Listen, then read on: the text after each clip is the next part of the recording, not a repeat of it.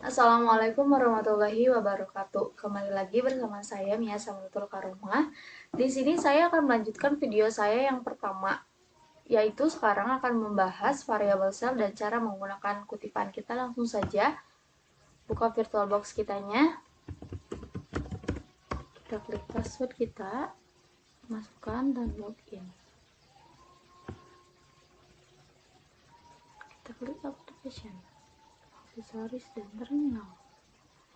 Nah, apa sih Kak variabel sel itu? Variabel sel itu digunakan untuk menyimpan data di dalam Linux. Data ini digunakan oleh sel itu sendiri serta oleh program atau kitanya sebagai pengguna. Kita akan melakukan cara-caranya atau langkah-langkahnya. Kita langsung saja melakukannya dalam langkah 1. Kita melakukan perintah echo. Perintah echo itu apa sih Kak? Perintah echo itu digunakan untuk mencetak teks dan nilai variabel kita. Kita langsung saja coba.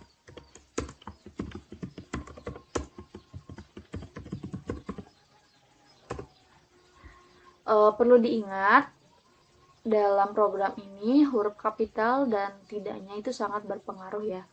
Ini udah muncul hasilnya. Ini langkah pertama. Kita langsung melakukan langkah yang kedua.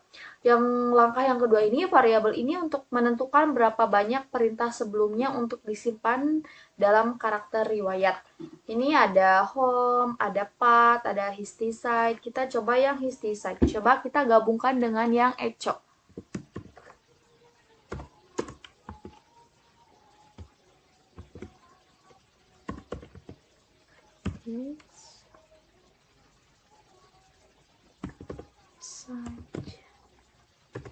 Nah, karena ini menampilkan berapa banyak perintah sebelumnya, jadi biasanya munculnya berupa angka. Karena kita juga di sini menggunakan S yang seperti dolar tuh. Ini udah langkah kedua.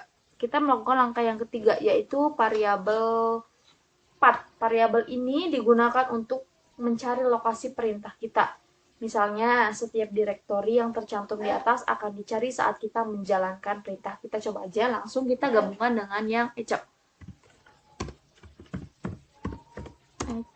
Kita masih menggunakan yang dolar ya. Kita menggunakan, nah, ini udah muncul ya. Tadi untuk apa? Untuk mencari lokasi perintah. Ingat-ingat ya, sekarang kita melakukan perintah yang keempat. Yang keempat ini kita menggunakan variabel which.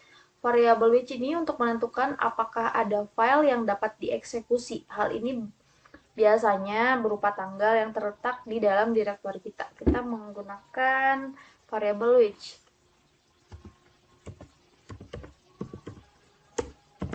Kalau berupa tanggal gitu biasanya kita melakukan which date ya. Date itu ada keterangan tanggal seperti itunya.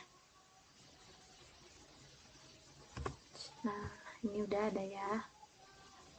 Coba kita jelaskan which itu tadi apa sih, kan? Which itu untuk memberitahu kita bahwa kita akan menjalankan perintah, sedangkan yang date-nya itu sistem yang akan menjalankan perintah kita. Perintah which ini menggunakan variabel path, biasanya menggunakan untuk menentukan lokasi perintah date kitanya. Udah selesai saya menjelaskan yang variabel sel, kita lanjut ke yang menggunakan kutipan.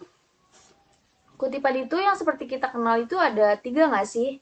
Yang pertama itu yang tunggal, yang 1 gitu kan. Yang ganda itu berarti yang kutipan 2. Yang kembali itu yang seperti tunggal tapi agak sedikit beda gitu kan. Biasanya tuh kalau di laptop kita di bawah yang simbol yang seperti ular meliur gitu tuh. Nah, itu di bawahnya biasanya kutipan yang kembali. Coba kita jelaskan dulu satu-satu. Tanda kutip tunggal itu apa, tanda kutip ganda itu apa, tanda kutip kembali itu apa. Kita mulai dari tanda kutip yang tunggal.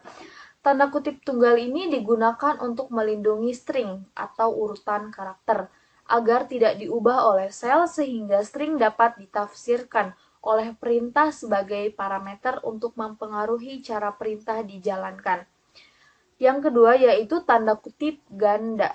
Ini memungkinkan terjadinya ekspansi variabel dan substitusi perintah. Yang ketiga itu tanda kutip kembali.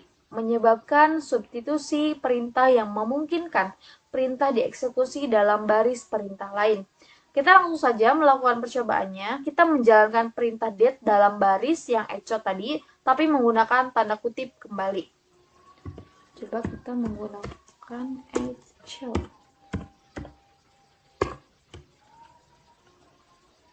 Today, in date. Nih, yang indate-nya kita menggunakan karakter tanda kutip kembali.